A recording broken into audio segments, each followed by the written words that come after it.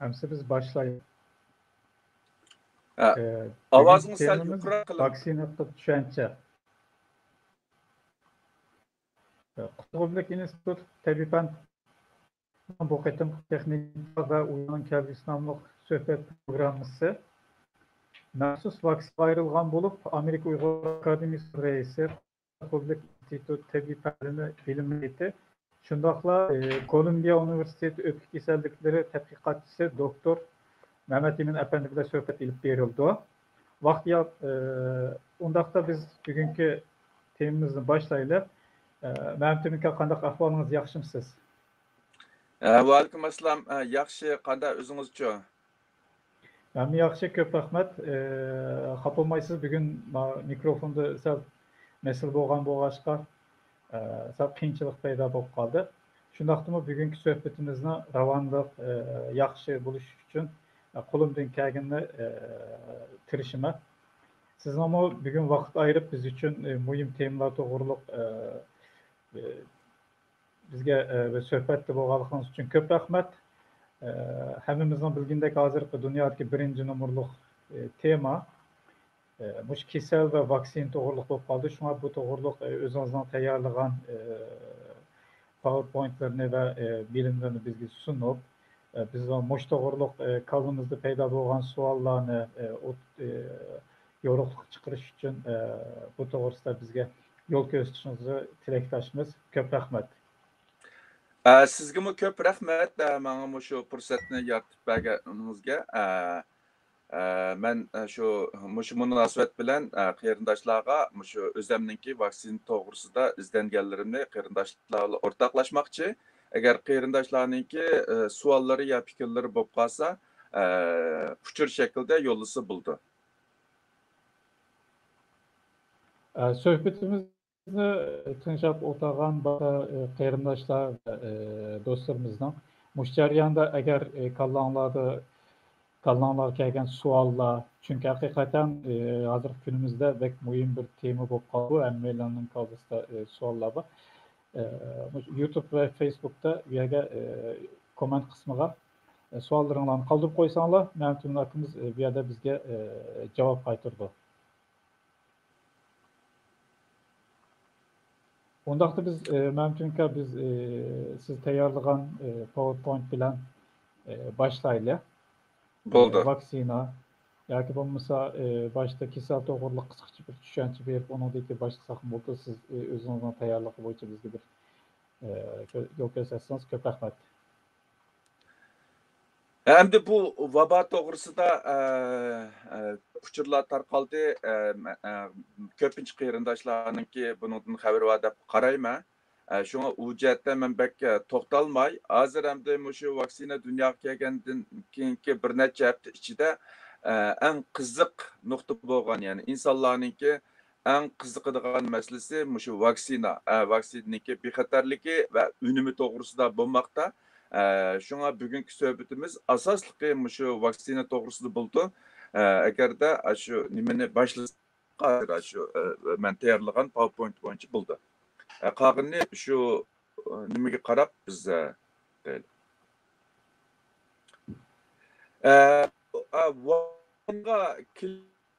burun biz bilan shu virusniki odam bedenida kasal paydo qilish jarayoni bilan tanishib o'tmikimiz lazım.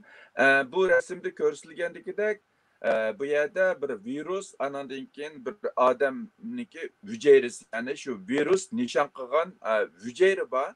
Endi bu virus shu odam badaniga kirgandan keyin nishon qilgan hujayra ustidagi ba'zi qabul qilg'uchlar bilan berkib u hujayraning ichiga kirdi va hujayraningki şu yadro qismidagi şu DNA yoki RNA'ni ariyatga ilib şu hujayra ichida ko'paydi.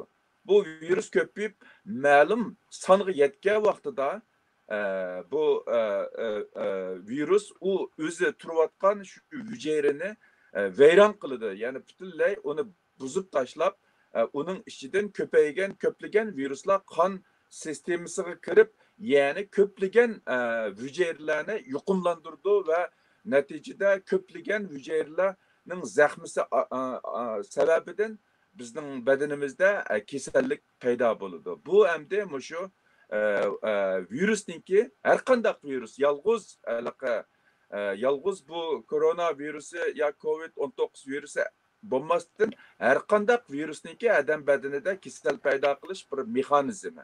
Endi bu virus mayli qaysi virus bo'lsin, odam badaniga kirgandan keyin bu odamniki shu immunit sistemasi darhol u virusga inkas qaytirib badanda shu virusga qarshi antibody shakllantirishga boshlaydi.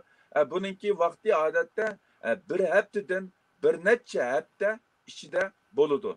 Endi bu antibody badanda shakllanib ma'lum seviyaga yetgandan keyin u virusga qarshi harakatga o'tib o virusni neytrallashtirdi va yoki o virusninki texmi ko'p hujayraga ichiga kirishni to'sdi. Bu shu virusninki odam badanini kasal qilish jarayoni va odam badanininki uningga qarshi qaytirgan inkas jarayoni. Endi bu vaksinami dal mushu mexanizmdan foydalanib odam badanida kasal paydo qilmaydigan biroq immunit sistemisini hareketga keltirib immunit inkası orqali mush badanda antibody shakllantirish orqali shu kasal ustidan g'olib keladi. Biz shu vaksinani shu mexanizmga asosan ishlab chiqaramiz. Hamda bu yerda bu vaksinaninki qandaq turlari bor degan vaqtda hozir hamda vaksinaninki türleri, her xil türleri bulup, anandakin bazı yeni türlerimi üzlüksüz dünya kelmekte.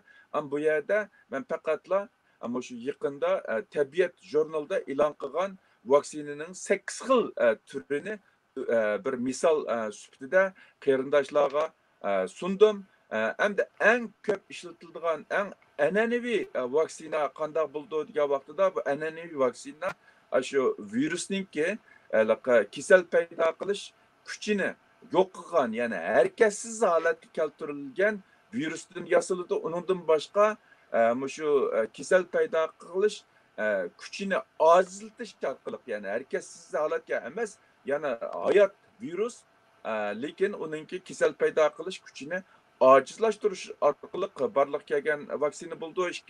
Uchinchisi bo'lsa shu DNA vaksinasi yoki RNA vaksinasi deymiz. Anandan keyin shu viral vector deydi, shu virusninki bir qismidan yoki virus to'shig'uvchi bir to'shig'uchdan yasalgan vaksina deymiz. Anandan keyin shu virusninki badan tarkibida muhim rol o'ynaydigan hal qilg'uch oqsildan yasalgan vaksinalar bo'ldi. Anandan keyin shu nimani shu antibodyni yuklangan, ya'ni antibody to'shib yurgan hücre orqali yasalgan viruslar bo'ldi. Bu endi hozir shu COVID-19 kasalligiga qarshi ishlatilayotgan yoki tadqiqot bosqichida turayotgan vaksinalarning tavallik turlari. Albatta undan boshqa yeni turlarmi dunyoga kelmoqda. Bu hamda faqatla bir misol sifatida en köp uchraydigan vaksina türleri.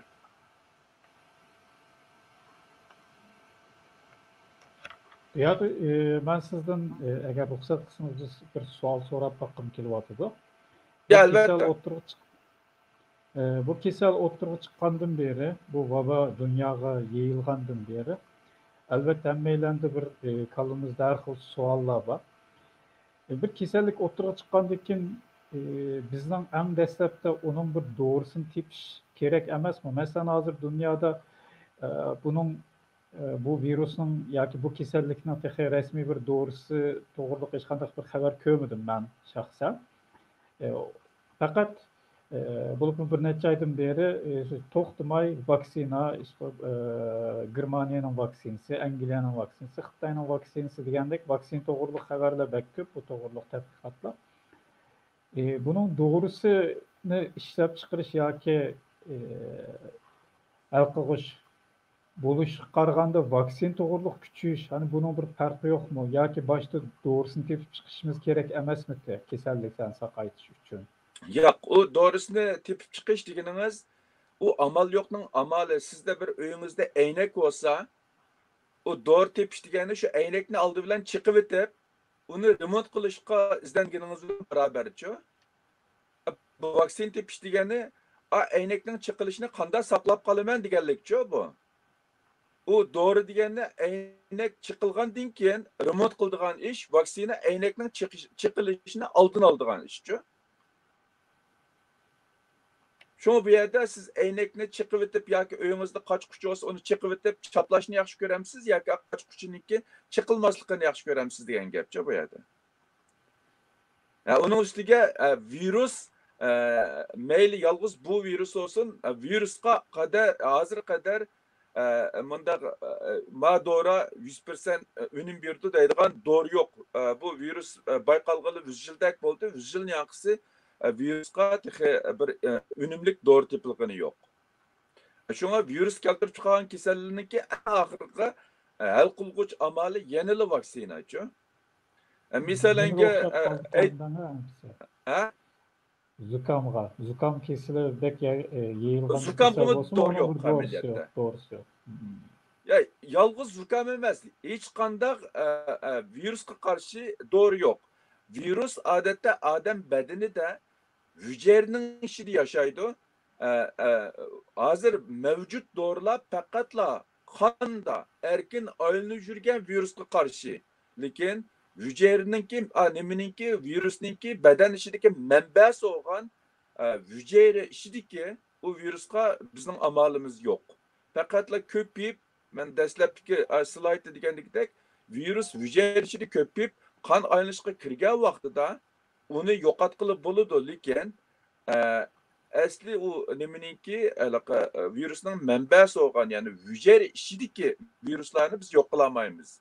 U hujayra ichidagi viruslar yana uzluksiz ko'payib qon sistemasiga kirishi mumkin. Hozirgi dorilar faqatla qon sistemasida erkin aylanib yurgan virusni o'ltira oladi, lekin hujayra ichidagi ko'payayotgan nimani virusni o'ltira olmaydi.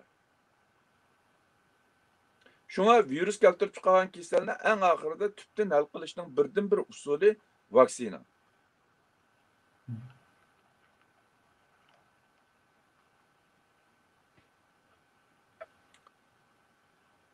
Sözünüzü bölüp ettim.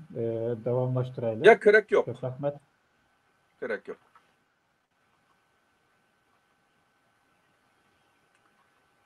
Endi bu qarindoshlarningki bu vaksinaga nisbatan eng ko'ngil bo'ladigan masala, ya'ni bu an'anaviy burunqi vaksinalarga uzun vaqt ketganda bu qitim nima uchun bundaq tiz chiqdi degan sababdan qarindoshlarningki vaksinaga bo'lgan gumonlari har xil bo'layotdi. Hatto ba'zi qarindoshlar balkim Xitoy bu virusni burunla bilgan, yoshagan, burun xeyli burunla bu virusga qarshi vaksina ishlagan bo'lishi mumkin deb qaraydiganlar bor. Anandan keyin yoki bo'lmasa bu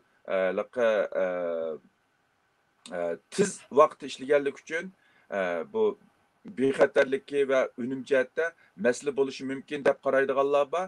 Bularning hammasininki o'ziga tushliq asosi bor. Chunki buningdan burun haqiqatan bunda qisqa vaqt ichida vaksina bo'lib boqmagan, burun ko'p sonda vaksinaga masalanga 8 yildan 17 yil vaqt ketgan bo'lsa, buningdan burunqi eng tez ishlangan vaksinaga 4 yil vaqt ketgan. Hamda bu qitimqi vaksinaga ko'rayotganimizdagidek bir 10 oy ichida vaksina dunyoga kelgan bo'ldi. Shu sababdan mayli bizningki xalqimiz ichida bo'lsin yoki Amerikada yoki boshqa dunyoning nurg'un davlatlarida bo'lsin, kishilar shu sababdan bu vaksinaga har xil gumon bilan qaramoqda. Men yuqorida o'tgandagidek unda qarashning belgilik asosi bor. Bu rasmda ko'rsatilgandagidek bu vaksinaninki dastlab bosqichdagi tadqiqotiga 2 yildan 5 yil ketgan bo'lsa, hayvonda va insondagi shu bexatarlik bosqichidagi sinoqqa 2 yildan 3 yil, andan keyin klinikalik sinoq uchun 3 yildan 7 yil vaqt ketadi. Andan keyin hukumat tarafidan tasdiqlab ko'zdan ko'chirish uchun 1 yildan 2 yilgacha vaqt ketadi. Endi ko'rayotganimizdek bu qitimqi bu vaksinaga shu sinoq uchun ketgan vaqt taxminan bir 3-4 ay. Andan keyin hukumatninki tasdiqlash uchun ketgan vaqtmi 1-2 hafta. Ashda nayt tiz nim qildi. Buning asosli sababi bu dunyo miqyosida zo'r tahdid yaratgan va zo'r iqtisodiy chiqim keltirib chiqargan bir vaksina bo'lg'achqa, anima virus bo'lg'achqa nurg'un davlatlar bu vaksinaga nisbatan nayt ahamiyat berib, ko'p miqdorda iqtisod solgandan boshqa bu vaksinaga ketadigan har xil rasmiyatlar yoki ma'muriy tasdiqlash suratini nayt haddan ziyod tiz qilib hukumat taraf moslashganligi uchun bu vaksina shu 1 yilga yetmagan vaqt ichida dunyoga keldi, ham nayt tiz tasdiqlandi. Albatta, endi ba'zi yoshurun xatar omillari bo'lishi mumkin, lekin u xatar omillari men ishonamanki, shu vaboning o'zi keltirib chiqargan zo'r tahdidga nisbatan kichik doirada bo'lishi mumkin.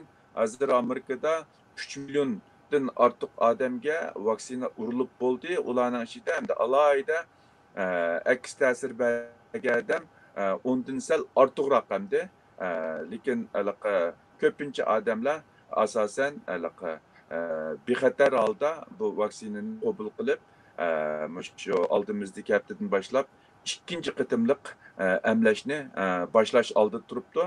Meningcha umum jihat aytgan vaqtida hozir qadar shu emlangan insonlarning ahvolidan qaragan vaqtida bak cho'ng xatar yo'q deb qarashga bo'ldi, lekin albatta bu vaksina emlangan odamlarning ko'payishi ergishib biz burun bilmagan aks ta'sirlarimi chiqishi mumkin hamda. Bo'ldi, keyingi nimaga o'tsangiz. Bu yerda hamda bu sol tarafda ko'rayotganinglar shu virusninki taqlid qilingan rasmi. Bu nima uchun tojsimon virus deb atalgan degan vaqtida o virusning tashqi ko'rinishda tojga o'xshash, ya'ni shu tomtib chiqqan oqsilganligi uchun uni biz shu tojsimon virus deb atagan. Andan keyin bu yerda bu shu virusning tashqi qismidagi tojsimon oqsil shu insonlarningki hujayra ichiga kirishida nayt hal qilg'uch rol o'ynaydigan bir oqsil bo'lib, u oqsil shu hujayra teshidagi shu qabul qilg'uch, ya'ni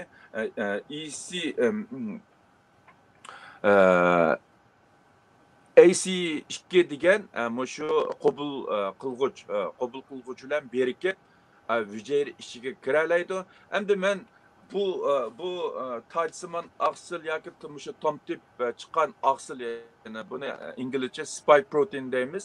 Hamda uyg'urchada aniq bir birlik kelgan tarjimasini bo'lmaganlik uchun men tojsimon oqsil dedim. Asli buning nimasi shundaq shu virusning tashqi qismida tomtib chiqqan oqsil. Endi bu oqsilni men nima uchun alayda deyman degan vaqtda shu bu qitimqi vaksinalar shu oqsil bilan, ya'ni odamning hujayrasi bilan berkishda muhim rol o'ynaydigan shu oqsil bilan alayda munosabati bo'lganligi uchun shu oqsildanki shu virusninki odam badanidagi hujayra ichiga kirishdagi shu roliga asosan bu qitimqi shu vaksina, ya'ni mRNA M degani bu yerdagi messenger, ya'ni uchirchi RNA degan gap shu mRNA vaksinasi shu sababdan dunyoga kelgan. Bu odamga bu vaksina urgandan keyin bu mRNA, ya'ni uchur mRNAsi, ya'ni messenger RNA odam badaniga kirgandan keyin bu odam badaniga buyruq berib şu virüsninki asaslık elgoç kısım boğan şu tacısıman protein yani tacısıman aksıl biriktirip çıkırdı. Bu aksıl adam bedeniniki normal bir aksıl bolmaganlık üçün adam bedeni o aksılını sırtın kırgan karşı bedre antibody işlep çıkırdı. Bu antibody işlep çıkarılgandan keyin bu şu aksılınki şu aksıl virüs üstündeki aksılınki şu adam bedenindeki hücre içine kirişini tosap kalıdı. Yani bu antibody şu qabul qilguvchi bilan birikkandan keyin virus bu şu nima bu antibody şu virüsninki mush tajsiman aqsil bilan birikkandan keyin u virus ustidagi tajsiman aqsil bu adam bedenidagi hücreden qabul qilguvchi bilan birikkanmaydi. Shuning bilan bu virus odam bedenidagi hücre ichiga kiranmaydi. Odam bedeni ichiga kiranmagandan keyin uningda ko'pish bo'lmaydi, ko'pish bo'lmagandan keyin uningda zaxmi paydo bo'lmaydi. Demak, bu vaksinani urgandan keyin odam bedenida shakllangan antibody u virusni neytrallashtirib yoki u virusninki odam bedeni hücre ichiga kirishni to'sib qilib, anandan keyin bu virus bilan yuqumlangan odamninki shu COVID-19 kasalligi taraqqiy qilishni to'sib qoladi. Yoki bo'lmasa u odamda kasal alomatlari nihoyatda yengil bo'ladi. Shu sababdan biz bu vaksina insonlarninki shu virus bilan yuqumlanishni emas, balki yuqumlangandan keyin kasal bo'lishni to'sib qoladi deb qaraymiz. Bu rasmda faqatla shu vaksinaninki shu virusning odam bedeniga hücre ichiga kirish jarayoni va odam bedenida hosil bo'lgan antibodyniki shu virusni qandaq to'sib qiladigan jarayon nihoyatda yaxshi tushuntirilgan. Hozir endi ikki xil mexanizm deb qaraldi. Birinchisi shu virus odam bedenidagi hücrega kirmoqchi bo'lgan vaqtida u antibody u virusni odam bedenidagi hücrega kirishni to'sib qoladi. Ikkinchisi u virus odam bedenidagi hücre ichiga kirib bo'lgandan keyin uninki nimasini virusni neytrallashtirib, ya'ni uninki uzluksiz ko'payishni to'sib qoldi deb qaralmoqda. Bu asosligi shu vaksina udurgan odamlarninki bedenida shakllangan shu antibodyniki u virusni to'sib odam bedenida kasal paydo qilishdan saqlanishdagi asosli bir mexanizm. Buni Endi zag'irtildi, kallamga savol kelib qoldi. Buni zag'irtildi zaharni zahar bilan qaytirish deganga o'xshab qolamdi nima? Bir badanga ovozingizni anglayolmadim. Virusga o'xshab ketadigan bu vaksinani emlash orqali virus bilan to'sish degandek. Bizning zag'irtildi zaharni zahar bilan qaytirish degan mexanizmiga yoki bo'lmasa o'tni o't bilan o'chirgan ahvol bor. Shunga o'xshab qoldi ekan. Men shunday tushundim. To'g'rimi? To'g'ri deysiz. To'g'ri deysiz. Endi bu yerda shu hozir balkim ko'p anglagan bo'lishingiz mumkin. Herd immunity deganmi shu endi. Herd immunity degani shunday hozirgidek vabo keng tarqalgan vaqtida, ya'ni insonlarning uni to'sib qilish imkoniyati bo'lmagan vaqtida uni voyaga qo'yib berishchi, voyaga qo'yib berib, qo'yib bergandan keyin bu vabo voyaga qo'yib berilgandan keyin ko'plagan odamlar yuqumlanib o'lib ketadi. Anadan keyin saq qolganlarda hammasida bu vaboga qarshi immunitet shakllanadi-ku. Hatta ba'zi davlatlar shuni tashabbus qilgan hamda buni biz to'sab qolamagandan keyin qo'yib berayli, o'zi naga bosib berib, oxirisida masalan ya 3% ya 4% odam o'lib, qolgan odamlarniki badanida shu kasalga yuqumlanish orqali shakllangan bir immunitet shakllanadi. Shuning bilan bu vabo o'zligidan tugaydi deb qarag'anlar bo'ldi-ku. Buni to'g'ri, lekin agar bu vabo hamda shu biz asli o'ylagandagidek mana 1 yil, 2 yil ishidilar ekansa, tugimay misalenge o'z voy qo'yib bergan vaqtida masalan 5-10 yil uzrab ketgan shu bo'lib qolsa dunyo palat joliga kelishi mumkin, ishlab chiqarish va hayot zo'r ta'sirga uchrashi mumkin. Shunga buni o'z yo'lda qo'yib bersak bo'lmaydi degan fikrlar bo'lganlar bo'ldi. Shu herd immunity degani shu kasalni tarqitish orqali kasalga qarshi turadigan immunitet shakllantirish. Endi ma vaksina degani uningdan sal o'zgargan, yaxshilangan virusninki kasal paydo qiladigan qismini ilib tashlab o'tib, qolgan qismi orqali odamda xuddi yolg'ondan yuqumlangan degandek bir yuqumlanish, ya'ni ig'ir kasal paydo qilmaydigan, lekin yengil kasal bilan lekin saqib ketib, shu orqali badanda u kasalga qarshi immunitet shakllantiradigan bir usul shu vaksina deymiz hamda. O'z yo'li qo'yib berish orqali badanda immunitet kuchini shakllantirdigini shu yuqumlanish yo'lidir-ku. Deganimiz to'g'ri, shu o'tda. O't hamda bu yerdagi o'tni o'chirish degan vaqtida cho'ng o'tni to'sash uchun kichik o't ko'ydirish. Bu kichik o'tninki zaxmisini ya'ni kontrol qilishimiz kerak-ku. Shuni eng to'van darajada kontrol qila olsak, andan keyin bu planli qo'yib bergan o'tninki ahamiyat bo'ladi. Agar biz u o'tni o'zimizning maqsad bo'yicha ishlatolmay, o keyin qo'ygan o'tmi bizning kontrolligimizdan chiqib, masalan, texmi cho'ng o'tqa paydo bo'lsa, u vaqtida bizning umid qilganimizdan aks bo'ldi. Endi bu yerda shu vaksinaninki xalqlarda, insonlarda paydo qilgan andishisi dal shu endi. Bu cho'ng o'tni o'chirman deb kichik o'tni qo'yib bersak, lekin bu kichik o't agar kontrol bo'lmay, bizning umid qilganimizdek bo'lmay, umid cho'ng o't paydo qilishi mumkin degan narsa shu vaksinaning aks ta'siricha endi bu yerda. Vaksinani kasallikdan saqlayman deb urib, oxirisida o'ylamagan yerdan bu vaksinami nurg'un odamlarga kasal taqitishi yoki zaxm paydo qilishi mumkin deb andish qilganlik uchun ba'zi insonlar men vaksina urg'izmayman deydi. Bularning o'ziga tushliq asosi bor, chunki ba'zida insonlarningki go'zal orzusi bilan reallik mos kelmasligi mumkin. Masalan, bu qisqa vaqt ichida ishlab chiqarilgan vaksina bo'lganlik uchun bu tadqiqotchilarmi o'ylab bakmagan ba'zi yo'shurun xatarlari kelib chiqish ehtimoli bor deb qaraldi. Buni bu undaq bir xatari yo'q yoki bor deyish uchun u shu vaqti zamoni kelish kerak. Ko'plagan odamlarda sinab shu urilgandan keyin, andan keyin biz mayli xatari yo'q degan javobmi, xatari bor degan javobmi shu vaqtning o'tishi bilan ega bo'la olamiz, isbotlaymiz degan gapcha bu yerda. Sizning tushunganingiz to'g'ri shu.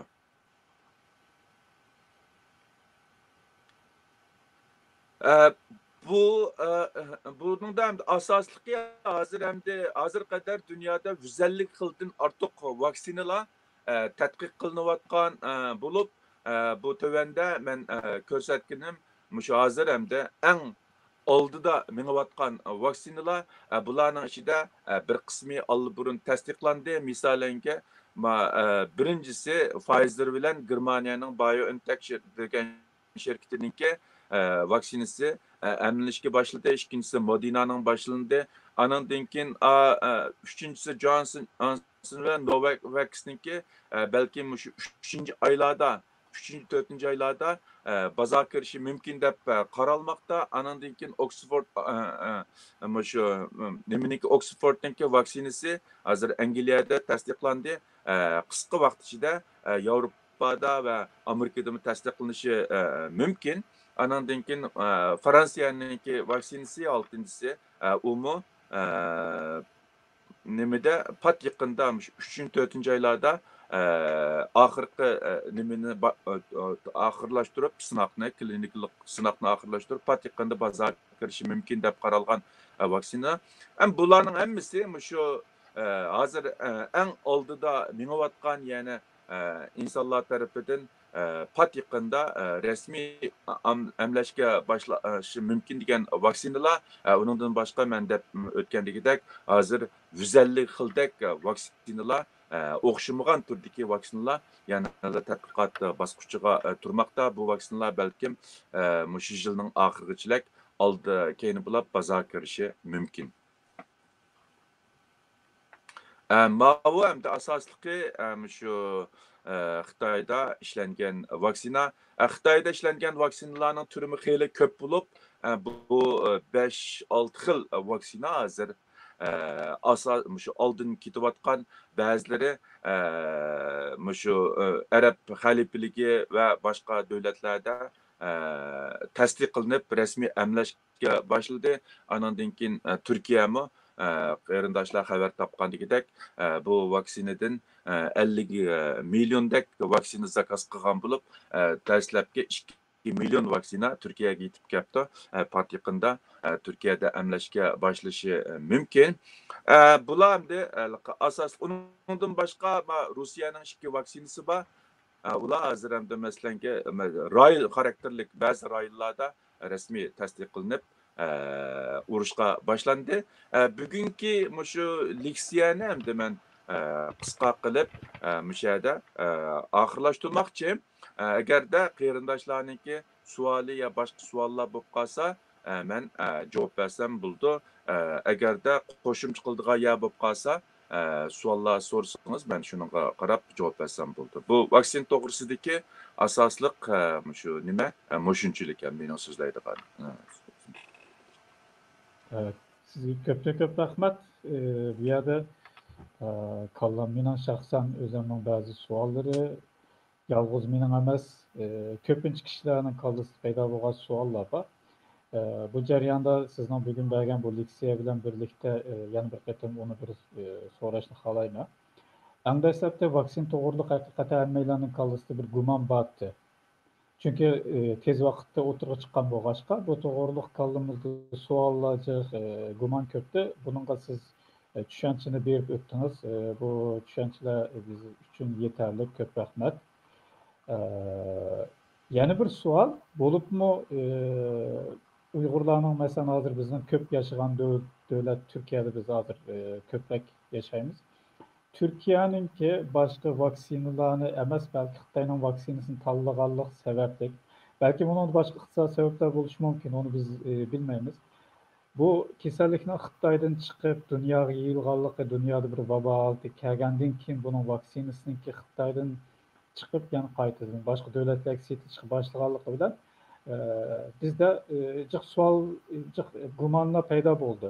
Bo'libmi Xitoyning o'zininki bu to'g'riliq bir sağlık məlumatlarını oturuğa çıkarmaganlık üçün tasdiqlanmay turib Türkiye kelgandan keyin Türkiye'de mesela vaksina urma deganlarning nisbati bugun bir xabarda o'qisam yerimkan %51. Qolgan qismi men bu vaksina qilmayman deydi. Shaxsan men bu to'g'riliq gumonlarim ko'p. Lekin hozirgi sharoitda Turkiyada hamda xalqlarniki tanlash fursati yo'q. Çünkü dünyada hazır bir vaksina kelgan bo'lg'achqa Xitoyning vaksinasi. Boshqa vaksina qilish nimasi yo'q. Shunga agar xalqlar masalan biz ko'zimizni yumib bu vaksinani qilsak, endi bu savolni so'rash muhtoj to'g'ri emas. Demak, bu o'g'lim Xitoyning vaksinasiga nisbatan nima gumonjiq. Bu to'g'risida masalan ishonishga bo'lamdi yoki Kisel uyardan çıqqandan keyin masalan ba'zilar mundaq qaraydigan ahvol bor. Kisel Xitoydan chiqqan bo'lg'achqa ularning bu to'g'riliq ma'lumotlar ko'proq, shu vaksinasi ishonchli deb o'ylaydiganlarni ko'p. Men bu to'g'riliq maqolalarni o'qidim. Bu to'g'risida tushunchangiz nima? Yoki biz saqlab tursak bo'lamdi Turkiya ertaga Germaniyaning vaksinasini ekelsa deb.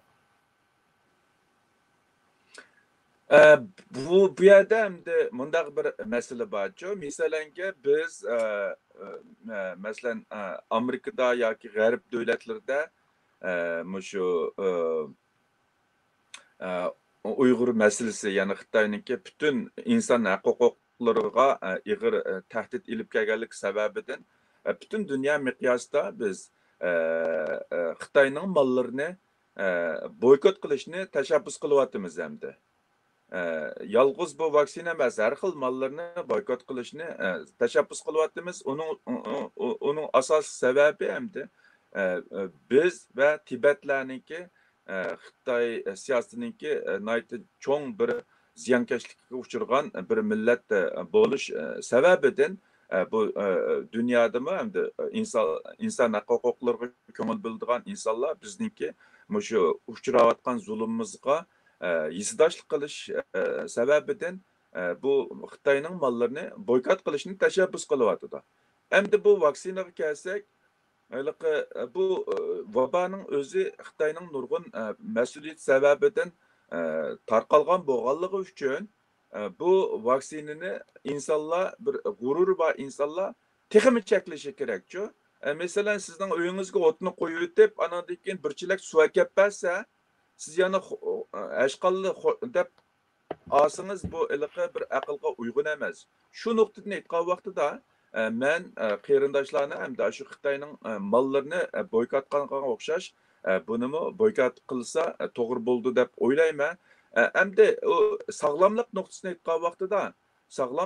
aytgan vaqtida Turkiyaga yaxshi bir tanlash borchu. Hamda Germaniyadagi bu BioNTech degan Pfizer bilan birlashib ishlagan vaksinaninki ishlagan ikki olim Türk millatidan. Bulardan vaksina alsa hem özünki milletini Türk milletini qo'llaganlik bo'ladi Türkiye.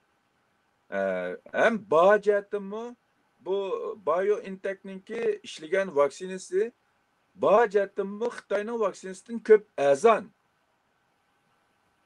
Xitoyning vaksinasini hozir Xitoy xalq pulida 400 so'm bilan 600 so'm deyotdi. Turkiyaga anglashlar qaraganda $75 kirgizibdi. Lekin BioNTech Pfizer'ning vaksinasi $20.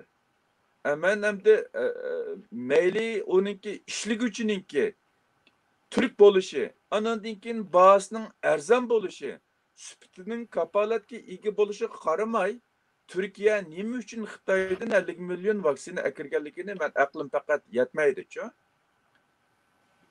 Unda bo'lgandan keyin bu yerda hamda meningcha agarda shu Turkiyada tanlash bo'lib qolsa, buni nim qilishni tashabbus qilma.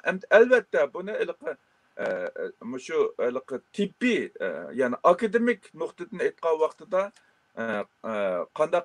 qanday qarash kerak degan kelgan vaqtida endi men deyman bu Xitoy hukumati mayli bundan burun ilib berayotgan bir yo'l bir vaq project bo'lsin yoki keyingi shu vabo tufaylidan yo'qotgan obro'y inovati bo'lsin, Xitoy hukumati meningcha hergizmi yolg'on vaksinani ishlab dunyoga taqitib o'zininki obrazini yo'qotishni xohlamaydi meningcha.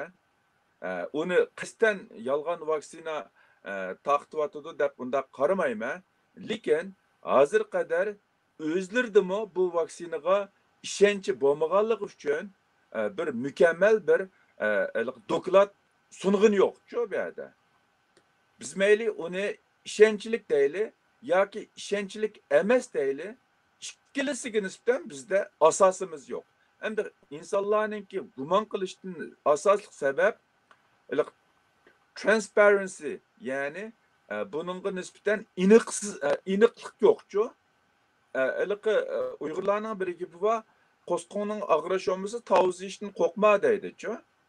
Agar Xitoy hukumati o vaksinasiga ishonsa, ya'ni uning bexatarligi va unumiga ishonsa, nima uchun buni ochiq oshkor qilmaydi, oshkorlamaydi? Masalan, mustaqil bir xalqaroda inovat bo'lgan, masalan, uchinchi bir davlatninki tadqiqotchilariga ko'zdan ko'chirishga sunmaydi. Masalan, mustaqil bir doklad chiqarish kerak-ku uningda. Masalan, Amerikaninki vaksinasi, Pfizer'ning vaksinasi tunji qitim Angliyada sunildi. Masalan, Angliya uni mustaqil ko'zdan ko'chirib chiqib, anandan keyin Angliyada tasdiqlangandan keyin, masalan, Amerikada tasdiqlandi. Endi bu yerda Xitoyda tanlagan davlatlar, masalan, mayli Braziliya bo'lsin, mayli Arab xalifalik bo'lsin, mayli Turkiya bo'lsin, bularda shu fan texniki jihatda bular vaksina ishlab chiqarish jarayonida burun şekillendirgen bir küçlük bir nimesi yokçu bu nimelerninki. Hem de onda desem Türkiye'deki bazı kıyırındaşlarınki ko'ngli kelmasin, lekin Xitoy hukumati bu tanlagan davlatlarning hammasi pul bilan lakinsa bir ish qilib bo'ladigan. Masalan, Braziliyada Xitoyning shu vaksinasini ekirgan shirkatmi Braziliyada nurg'un qarshiliklarni paydo qilib, hatto Braziliya hukumat tarafidan ikkiga bo'linishni paydo qilib qo'ydi-chu. Onunğa vakaleten bo'lib ekirgan shirkat yaxshilik qilyotidi, lekin aning realligi amaliyot unda bo'lmayotidi. Masalan, Arab xalifaligi desak, u butunlay bir diktator davlat, hamda onunğa xalq bir narsa diyemasligi mumkin. Bu davlatda shu shirkat shu vaksinaga kapolat qilib ekirgan, balkim sayya ministr bo'lamdi yoki bo'lamdi. Bu Xitoy o'zi chiqarmagan doklad shaklida u Xitoyning u vaksinasi 100% unumlik deb chiqadi-chu Arab xalifaligi. Hatto Xitoy bu shu g'arbning muxbirlari Xitoyga telefon qilib munosabatlik o odamlardan sizlarningki shu vaksinalar rost 100% unumlikmi degan vaqtida ular inkos qaytarmadi-chu uningga. Lekin afsus Xitoy o'z virus shu vaksinani ishlaganlar 100% deyamayotgan vaqtida Arab xalifaligi 100% unumlik deb chiqadi-chu uningga. Shunga Turkiyaning masalasiga kelsakmi, Turkiyada hozir shu bir necha 10 necha odamniki 10 necha 20 necha odamniki nimasi orqali kelsa 90% unumlik deb doklad chiqiribdi hamda. Lekin u dokladninki Turkiyada qanchalik qabul qilindi. Ya'ni Turkiyada shu bilim odamlari, ya'ni shu tibbiy sohadagi yoki vaksina mutaxassislari hammasi o'xshash shunday qarashdimi yoki ulardan ikkiga bo'linish bormi? U nuqtada balkim sizlar Turkiyada yashayotganlar texmi ayon bo'lishi mumkin. Mening ko'rgan xabarlarimdami Turkiyada bu Xitoy ishlagan vaksinaga nisbatan ikkiga bo'linishyapti ekan-chu hozir hamda.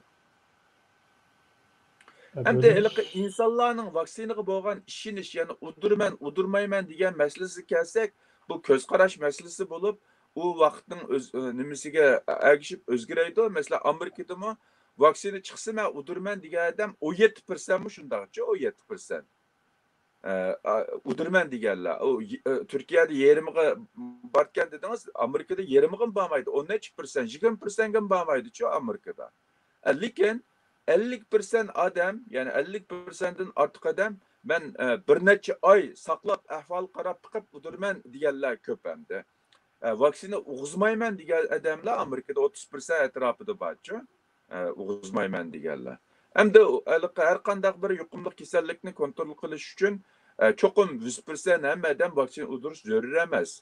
Bir jamiyatda ko'p sondagi odam, ya'ni 60-70% odam vaksina udurilsa bu vaba kontrol bo'lishga boshlaydi odatda. Amerikaning planimi shu yilning oxirigacha 80% odamga vaksina emlashgan. Lekin hozir hamda vaksina emlash sur'ati nihoyatda asta, bu yil o 80% ga urib bo'lish hozirgi surat bo'yicha urib bo'lish mumkin emas. Shunda o'g'a vaqtida hozir hamda Amerikada garchi vaksina udurman degan odam bakchiq bo'lmasimi, lekin shu udurman degan odamga navbat kelmayapti-chu hozir. Masalan, men shaxsan o'zim udurman, lekin menga navbat kelmadi hozir qadar-chu.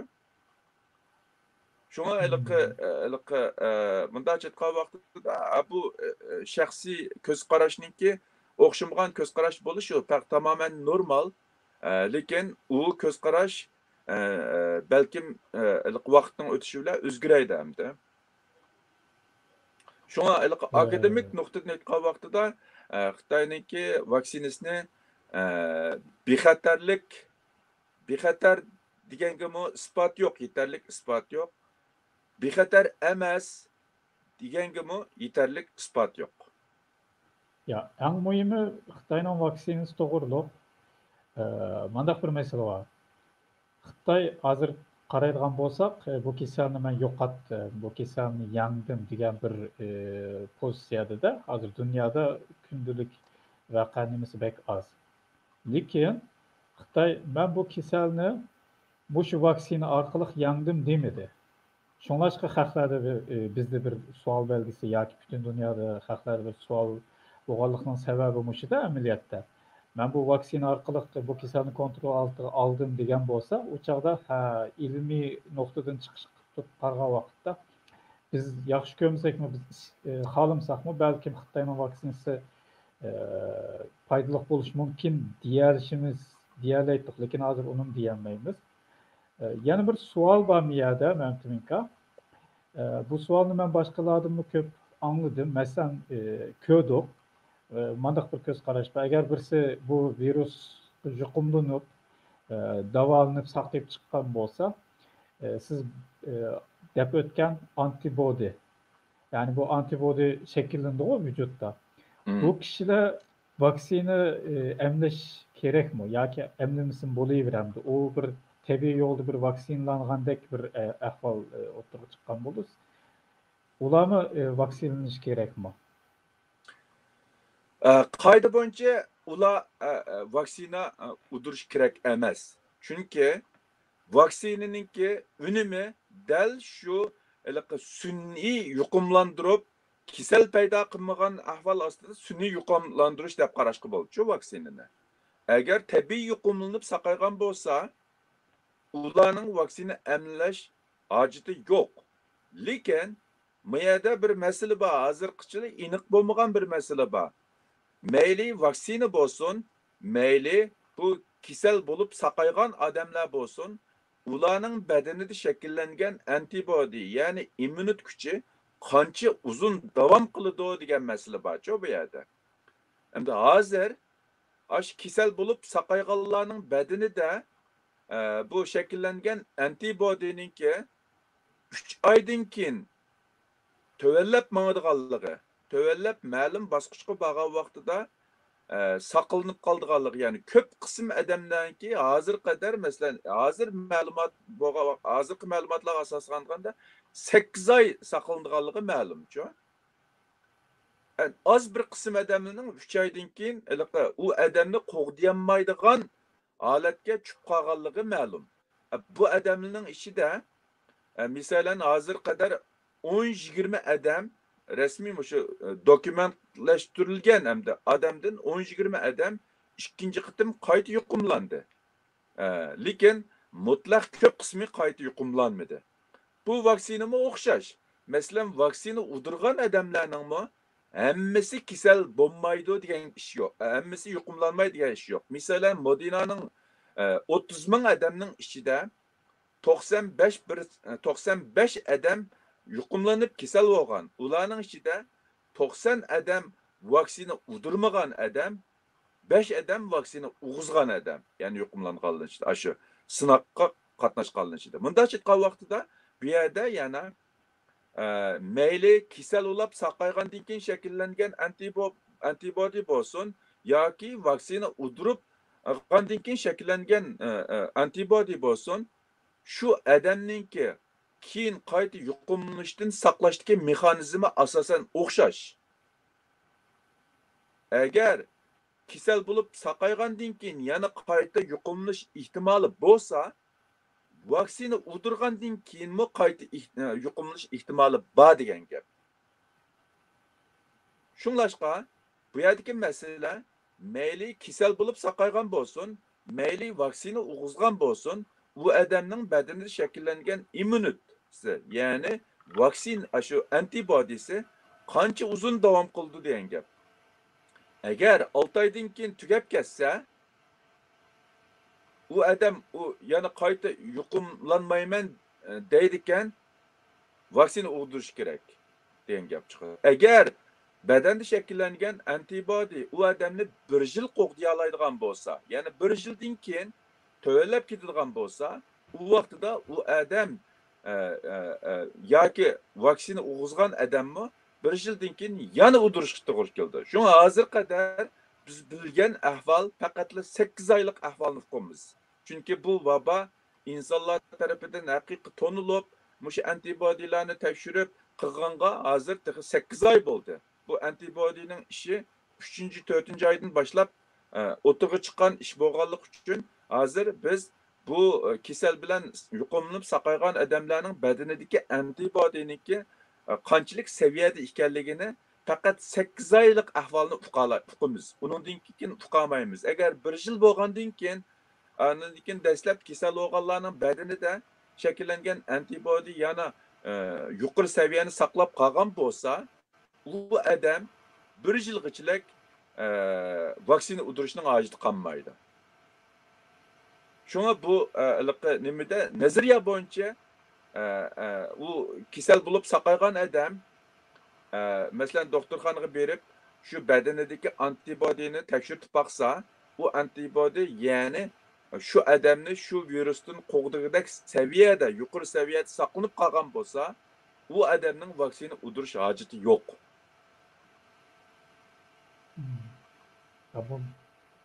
Bundaqcha aytganda ben vaksinani urg'izib yoki mening badanimda antibodi shakllangan bo'lsin, lekin atrofimdagi kişilerde yenilen bu virus bo'lsa, bunun meni qo'g'dash nisbati tuvan degan gap bo'ldi-da, men bu jihatda tushundim. Shunga ko'plagan kishilarda bundaqcha aytganda, agar menda antibodi shakllangan bo'lsa-mo, yoki men vaksina qilgan bo'lsam-mo, lekin atrofimdagi kişilerde yani mushkul kasallikni tushib yurgan kishilar ko'p bo'lsa, onun meni qo'g'dash nisbati tuvan degan gapda.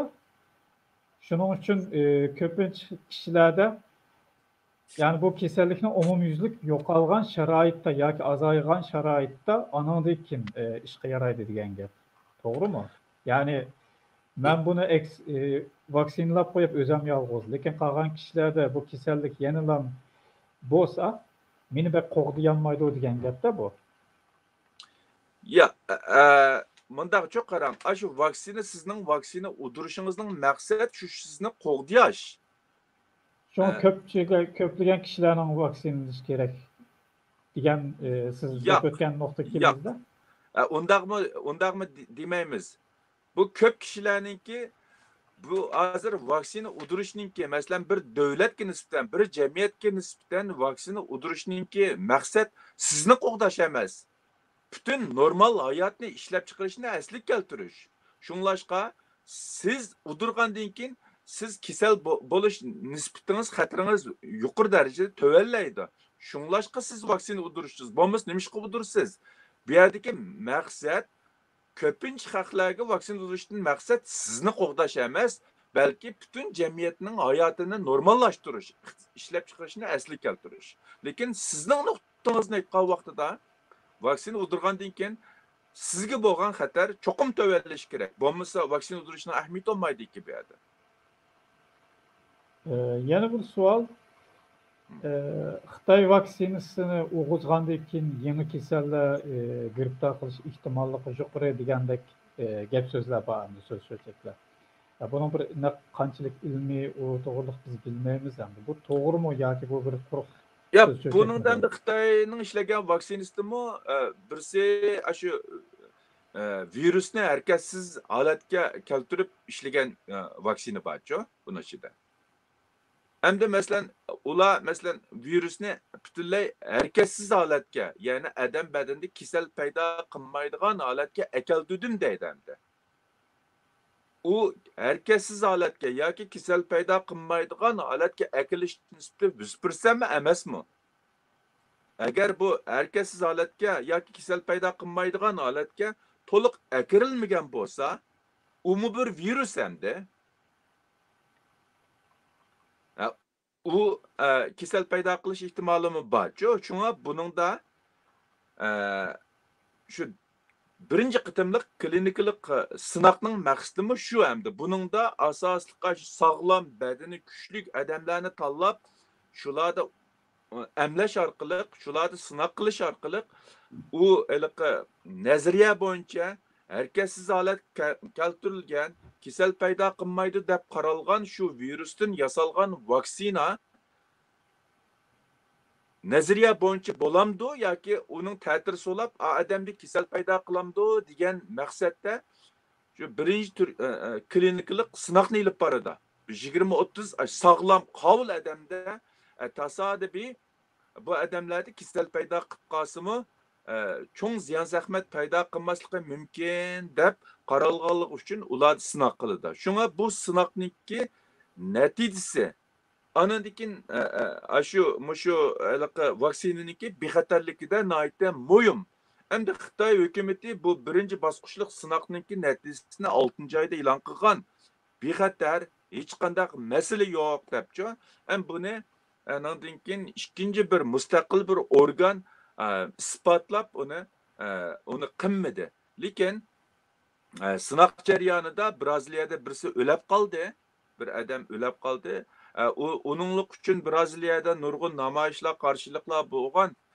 Keyin bu Xitoyniki vaksinasining Braziliyadagi vakili bu odamning o'lib qolishi bilan bu vaksinaning bevosita munosabati yo'q degandek bir doklad chiqardi hamda buningki qanchalik rost, qanchalik yolg'onligini biz uqamaymiz. Shunglashqa biz hissiyotimizga tayinib, lakin yakun chiqarsak bo'lmaydi. Shunga bu yerda bunda chiqqan vaqtida mayli uni bexatar deyli yoki bexatar emas deyli, uningga nisbatan bizda yetarlik bir isbotimiz yo'qchu.